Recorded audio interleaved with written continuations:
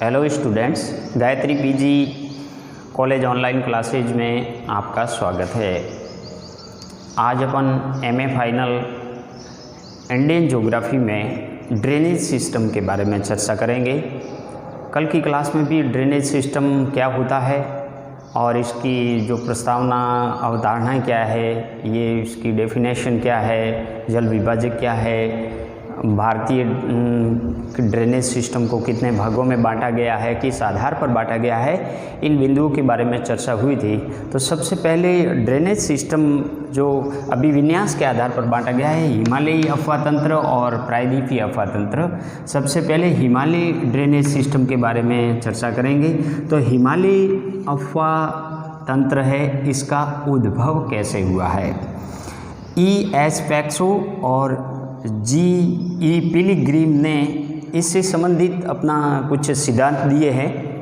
तो हिमालयी अफवाह तंत्र है, अपन ने भारत के भौतिक प्रदेशों में पढ़ा था कि हिमालय में ट्रांस हिमालय, महान हिमालय और मध्य हिमालय, शिवालिक, इस प्रकार के यानी कि अलग अलग भाग है। उनमें से महान हिमालय का निर्माण इयोशीन काल में हुआ है, मध्य हिमालय का निर्माण मायोशीन काल में हुआ है और यानी कि शिवालिक का निर्माण है वो प्लेस्टोसीन काल में हुआ है। तो इस प्रकार हिमालय की 3 जो श्रेणियां हैं उनका भी निर्माण अलग अलग काल के अंदर हुआ है।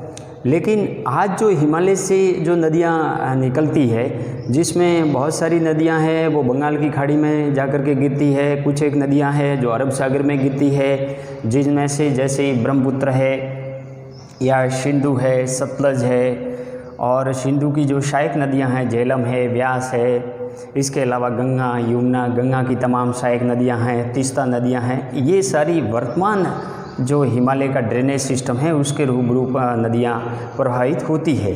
लेकिन प्राचीन समय के अंदर जो मायोशीन युग था, या उस समय केवल महान हिमालय का निर्माण हुआ था इयोशीन काल और मायोशीन काल के अंदर, उस समय हिमालय का यानी कि स्थिति कैसी थी।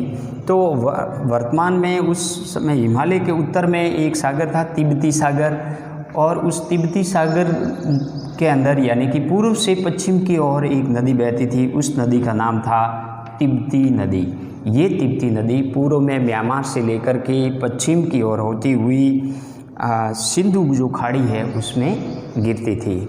लेकिन फिर उस नदी का हिमालय का जैसे उत्थान हुआ है और हिमालय, मध्य हिमालय और महान हिमालय के जो भूगर्भिक संरचनाओं से उत्थान हुआ है, तो वो जो तिब्बती नदी थी वो आज 3 नदियों में यानी बंट गई है और उसके जो प्रवाह की दिशा है वो भी बदल गई है। जैसे तिब्बती नदी है वो उसका पूर्व का शिरा है जो सांगपो नदी के रूप ले लिया है और आगे जाकर के ब्रह्मपुत्र का रूप लेती है। इसके बाद में इसका जो उत्तर का भाग था जो आक्सस नदी के रूप में था, वो यानी कि शिरा है वो आज सिंधु नदी के रूप में प्रवाहित होता हुआ कच्छ की खाड़ी में गिरता है। तो ये जो तिब्बती नदी थी उसका रूप परिवर्तन हुआ है। और तिब्बती नदी के दक्षिण के अंदर जहाँ शिवालिक है, तो शिवालिक दक्षिण में एक नदी बहती थी, उसका नाम था इंडो ब्रह्म नदी या शिवालिक नदी। इंडो ब्रह्म नदी या शिवालिक नदी है वो भी पूर्व से पश्चिम की ओर बहा करती थी और ये नदी पूर्व से निकलकर या म्यांमार और पूर्व की पहाड़ियों से निकलकर ये भी कच्छ की खाड़ी के अंदर गिरती थी। लेकिन उस समय सिंधु की खाड़ी थी। तो जैसे जैसे ये सिंधु की खाड़ी दक्षिण की और दक्षिण पश्चिम की ओर खिसकी, कच्छ की खाड़ी का रूप लिया। इंडो ब्रह्म नदी है वो भी जैसे ही शिवल मध्य हिमालय का निर्माण हुआ मायोशीन काल के अंदर, उससे जितनी भी नदियां निकली उनसे जो अवसाद था, अवसादीकरण से शिवालिक का निर्माण हुआ और उसका जो उत्तर शिवालिक का उत्तर पश्चिमी जो भाग था उसका उत्थान होने के कारण इंडो ब्रह्म नदी है वो भी अलग अलग यानी कि टुकड़ों के अंदर बंट गई है। उसमें जो पश्चिम का भाग था जो इंडो ब्रह्म नदी, वो सरस्वती नदी के रूप में और आगे जाकर के ये सिंधु नदी में मिलती थी। सरस्वती नदी, ये जो सरस्वती नदी है जो प्राचीन काल में सरस्वती या दृशदर्शी नदी के नाम से जानी जाती थी। ये इंडो ब्रह्म नदी थी, उसका पश्चिमी सिरा कहलाती थी और ये हिमाचल प्रदेश जो शिवालिक की पहाड़ियाँ हैं वहाँ से निकल करके आगे यानी कि कच्छ की खाड़ी के अंदर गिरा करती थी। लेकिन उसमें हुआ क्या है कि बीच का जो भाग था, उत्तर पश्चिम का जो भाग था या राजस्थान का जो वो पश्चिमी भाग था, वहाँ पर तैतीस महासागर के जो अवशेष मिले हैं, समुद्री आच्छादित था। समुद्र के दक्षिण पश्चिम में खिसकने और पोतवार पठार के आसपास, जो पोतवार का पठार है वर्तमान में पाकिस्तान में है, इसके आसपास खिसकने के कारण या इसका उत्थान होने के कारण ये जो सिंधु नदी थी वो भी धीरे धीरे यानी कि सूख करके विलुप्त हो गई है या इसका अपहरण हो गया है। और अभी भी ये श्री गंगानगर के रूप में, ये श्री गंगानगर हनुमानगढ़ के ज़िलों के अंदर बहती है। यानी ये जो नदी थी सिंधु नदी, सरस्वती नदी या दृशदर्शी नदी, ये पहले शिवालिक पहाड़ियों से निकल करके इस प्रकार कच्छ की खाड़ी में गिरती थी। लेकिन यहाँ ये भाग है वो उत्थान हो गया। इसका क्या हुआ? उत्थान। इस भाग का उत्थान होने के कारण इस नदी का अपहरण हो गया और ये प्राचीन काल के अंदर यानी कि लूणी के रूप में बहने लगी। फिर धीरे धीरे ये भाग उत्थान होने के कारण ये नदी है वो, जैसे ही जो इंडो ब्रह्म नदी थी इसका पश्चिम भाग था, तो इंडो ब्रह्म नदी ये भाग उत्थान हुआ तो इंडो ब्रह्म नदी के दो भाग हो गए। इसका कुछ एक भाग पूर्व के रूप में गंगा नदी के रूप में बहने लगा। ये गंगा नदी के रूप में बहने लगा जो पूर्व के अंदर बंगाल की खाड़ी में जा गिरती है। और कुछ एक भाग जो इसका दक्षिणी सिरा था इंडो ब्रह्म का, वो ब्रह्मपुत्र के रूप में जाकर के बंगाल की खाड़ी में जा गिरती है।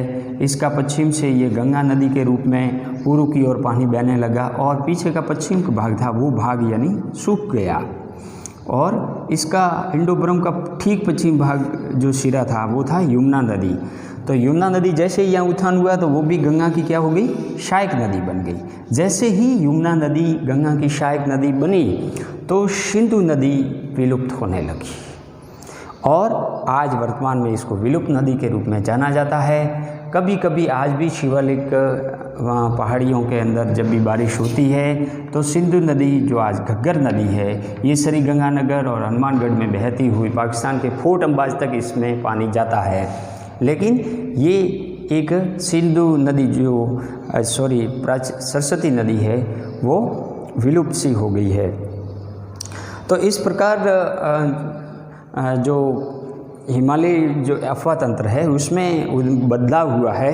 इससे संबंधित इन्होंने माना है, दो विद्वान हैं E.S. पैक्सो और E.G. पिलीग्राम ने हिमालय अफवाह तंत्र के उद्भव की व्याख्या भी की है। उसके अनुसार तिब्बत के पठार क्षेत्र में पूर्व से पश्चिम को एक तिब्बती नदी प्रवाहित होती थी जो वर्तमान में सांगपो, सिंधु और आक्सस नदियों की बनी थी।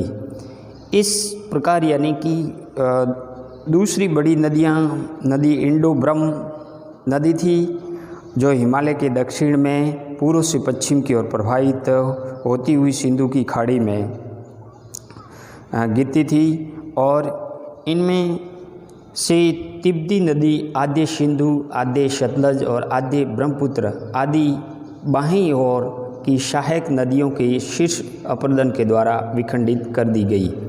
वर्तमान इरावदी और सिंधवी तथा ब्रह्मपुत्र, सतलज और सिंधु नदियों के निचली धाराओं के द्वारा अग्रगृहित कर ली गई। इसी प्रकार शिवालिक नदी भी प्लीस्टोसीन काल में पोतवार पठार जो दिल्ली कटक है के उत्थान और मालदा गैप जो राजमहल की पहाड़ियाँ और मेघालय के पठार के मध्य स्थित है, वहाँ के अवक्षेपण के कारण ये 3 भागों में बंट गई। यानी कि इंडो ब्रह्म नदी है वो भी 3 भागों में बंट गई। इसका पश्चिमी भाग सिंधु नदी के रूप में विकसित होकर के अरब सागर की ओर प्रवाहित होने लगा। मध्यवर्ती भाग विपरीत दिशा में प्रवाहित होता हुआ गंगा नदी के रूप में प्रवाहित होकर बंगाल की खाड़ी में गिरने लगा। शेष पूर्व भाग जो पुराने मार्ग में उसके सहारे ब्रह्मपुत्र नदी के रूप में बंगाल की खाड़ी की तरफ प्रवाहित होने लगा। प्रारंभ में यमुना नदी है वो दक्षिण पश्चिम की ओर प्रवाहित होती थी। ये सिंधु नदी की सहायक थी, परंतु बाद में दक्षिण मार्ग का अवलंबन करते हुए गंगा ने इसे अपने क्रम में सम्मिलित कर दिया।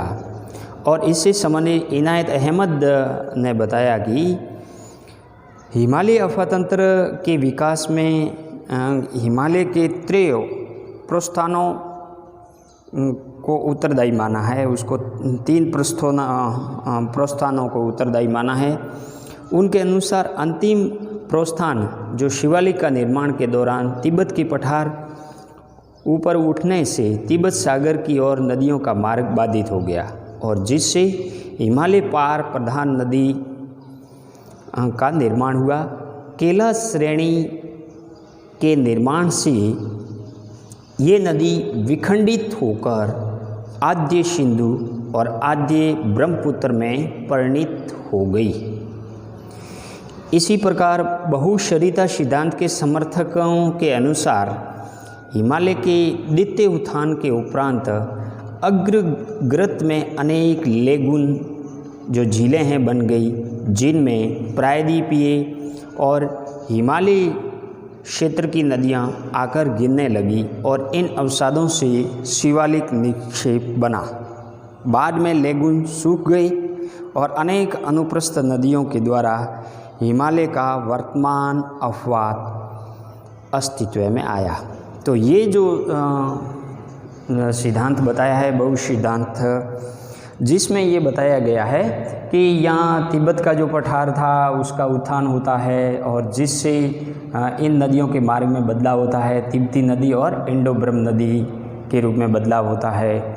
इंडो ब्रह्म नदी है उसका पश्चिमी भाग है जो यमुना नदी और सिंधु के रूप में बहता था। जो यमुना नदी बाद में गंगा नदी ने अपने अनुक्रम में मिला दिया गया और इसका जो बीच मध्य का भाग था वो गंगा नदी के रूप में पूर्व की ओर बहता हुआ बंगाल की खाड़ी में गिरता है और दक्षिणी सिरा ब्रह्मपुत्र के रूप में ये बंगाल की खाड़ी में गिरता है।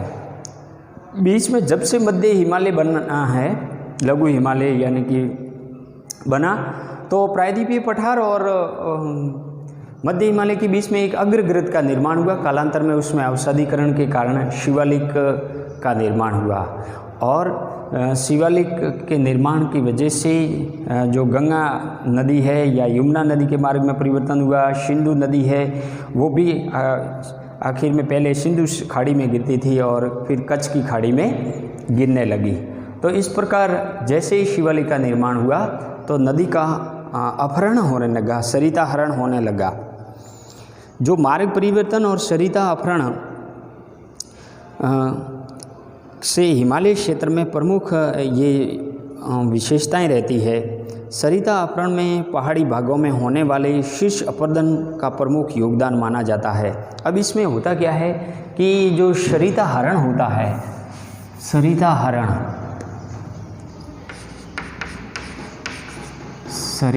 हरण को या सरिता अपहरण, ये सरिता अपहरण क्या होता है कि इसमें सरिता अपहरण के अंदर जैसे ये एक ऐसा भाग है जिससे 2 नदियां निकलती है, ये इसका अग्रवक्र है। एक नदी है वो पश्चिम की ओर निकलती है, एक नदी है वो पूर्व की ओर निकलती है और इसको क्या कहते हैं, ये जो है जल विभाजक क्षेत्र, ये जल विभाजक क्षेत्र है, जल विभाजक क्षेत्र है। अब इसमें क्या होता है कि एक इधर से नदी निकलती है, यानी जब भी बारिश होती है तो आधा पानी इधर से आता, आधा पानी इधर से आता है। लेकिन इससे क्या होता है, मान लीजिए ये नदी शीर्ष अपरदन करती है, यहाँ पे क्या होता है, शीर्ष अपरदन होता है, शीर्ष अपरदन जब भी होता है तो धीरे धीरे अपरदन के कारण यहाँ से एक पानी की धारा के रूप में एक अन्य सहायक नदी बहने लगती है और धीरे धीरे धीरे धीरे ये नदी क्या करती है कि इसका जो अपवाह क्षेत्र है जल ग्रहण का वो पूरा इसके अधिकरण में चला जाता है और कालांतर में ये पूरी नदी का पानी है वो इस यानी कि पूर्व की ओर बहने लगता है, पूर्व की ओर बहने लगता है और ये नदी है वो यानी कि क्या हो जाती है, सूख जाती है, ये बिल्कुल सूख जाती है या विलुप्त हो जाती है। विलुप्त नदी इसको कहते हैं, विलुप्त नदी। या तो इस नदी ये जो अपहरण किया है इसको कहते हैं अपहरणकर्ता, अपहरणकर्ता।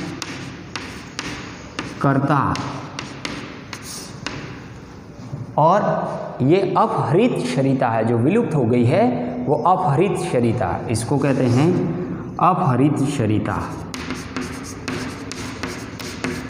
अपहरित सरिता। जिसका अपहरण हुआ है उसको कहते हैं अपहरित सरिता, जिसने अपहरण किया है वो अपहरणकर्ता यानी कि सरिता कहलाती है।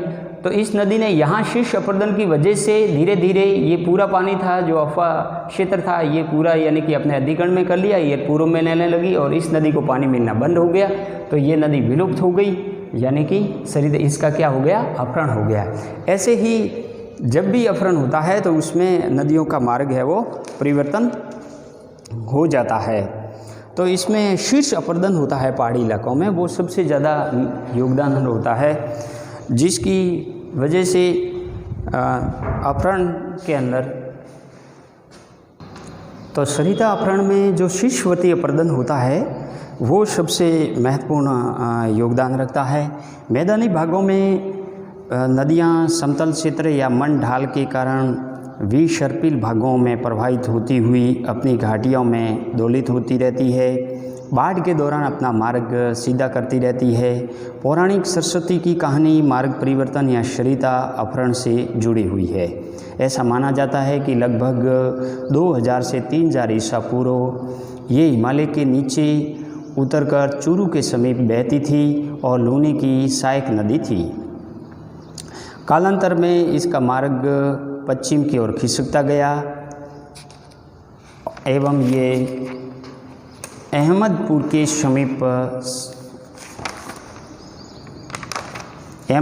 समीप यानी सतलुज से जा मिली। बाद में गंगा की एक सहायक नदी ने शीर्ष अपरदन के द्वारा इसकी ऊपरी घाटी जल का अपहरण कर लिया गया और इसका निचला भाग शुष्क हो गया, जो आज राजस्थान की घग्गर घाटी के रूप में विद्यमान है। सरिता अपहरण से बनी नदी यमुना कहलाई है, यानी जो सरस्वती नदी थी प्राचीन समय के अंदर उसका सरिता अपहरण हुआ है और उस सरिता अपहरण से जो नई नदी बनी है जो यमुना नदी कहलाई है। ईसा पूर्व 3री सदी में सिंधु नदी ने अपना वर्तमान मार्ग से 130 किलोमीटर पूर्व प्रवाहित होती हुई कच्छ के रण में गिरने लगी। यानी सिंधु नदी है वो भी पहले सिंधु खाड़ी में गिरती थी, लेकिन 130 किलोमीटर है वो ये पूर्व में प्रवाहित होती हुई कच्छ के रण में गिरती थी। धीरे धीरे इसका मार्ग पश्चिम की ओर खिसकता गया और अकबर के शासनकाल में चिनाब और झेलम ऊंच के पास सिंधु से मिलती थी, परंतु वर्तमान में संगम लगभग 160 किलोमीटर दक्षिण पश्चिमी मिठानकोट के पास स्थित है। मुल्तान पहले रावी नदी के तट पर स्थित था, परंतु आज ये चिनाब के इसके संगम से 60 किमी दक्षिण में स्थित है। लगभग 250 वर्ष पूर्व ऐसा माना जाता है कि व्यास नदी अपना पुराना मार्ग छोड़ करके सुल्तानपुर के पास में सतलज से जा मिली है। ईसवी संवत के प्रारंभ काल में ही सतलज अधिक पूर्व से स्वतंत्र रूप में प्रवाहित होती हुई अरब सागर में गिरती थी। बंगाल और असम की नदियों में भी मार्ग परिवर्तन के अनेक उदाहरण देखे गए हैं और पाल वंश के राजाओं की राजधानी गौड़ पहले गंगा के किनारे एक समृद्ध नगर हुआ करता था, पाल वंश के राजाओं की राजधानी गौड़ है वो गंगा के किनारे एक समृद्ध नगर हुआ करता था, जो गंगा के पश्चिम की ओर हट जाने से वीरान हो गया।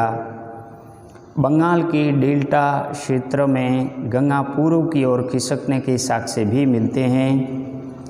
पहले की मुख्य धारा हुगली नदी में बहती हुई सागर द्वीप के पास बंगाल की खाड़ी में गिरती थी। अब ये बंगाल में पद्मा के नाम से जानी जाती हुई जमुना और मेघना से मिलती हुई बंगाल की खाड़ी में विसर्जित होती है। मध्य एवं ऊपरी गंगा के मैदान में गंगा के उत्तर में स्थित अनेक गोखुर झीलों से इसके दक्षिण की ओर खिसकने के संकेत मिलते हैं। उत्तरी बंगाल में भी सरिता अपहरण के कहीं उदाहरण मिले हैं, जिसमें तीस्ता नदी पहले बरिंद क्षेत्र में पूर्ण बावा की घाटी से प्रभावित होती हुई जफार के निकट गंगा से मिलती थी, लेकिन सन 1787 के में बाढ़ ने नए मार्ग से बहती हुई ये ब्रह्मपुत्र से जा मिली। तो देखो ये सरिता अपहरण और मार्ग परिवर्तन के जो उदाहरण है, जिसमें तीस्ता नदी पहले गंगा की सहायक नदी हुआ करती थी, लेकिन वर्तमान में ये ब्रह्मपुत्र नदी की सहायक नदी है। लगभग 250 वर्ष पूर्व मेनन सिंह से गुजरती हुई ब्रह्मपुत्र मेघना से मिलती थी। 1720 से 1830 के बीच में मधुपुर के वन क्षेत्र के उत्थान के कारण ब्रह्मपुत्र ने अपना मार्ग सीधा भी कर लिया और जमुना के नाम से जानी जाती हुई गंगा यानी कि पद्मा से जा मिली, और आज भी इसको एक क्षीण धारा के रूप में पुराने मार्ग में प्रवाहित होती है ब्रह्मपुत्र नदी, जिसको असम में ब्रह्मपुत्र के नाम से जाना जाता है।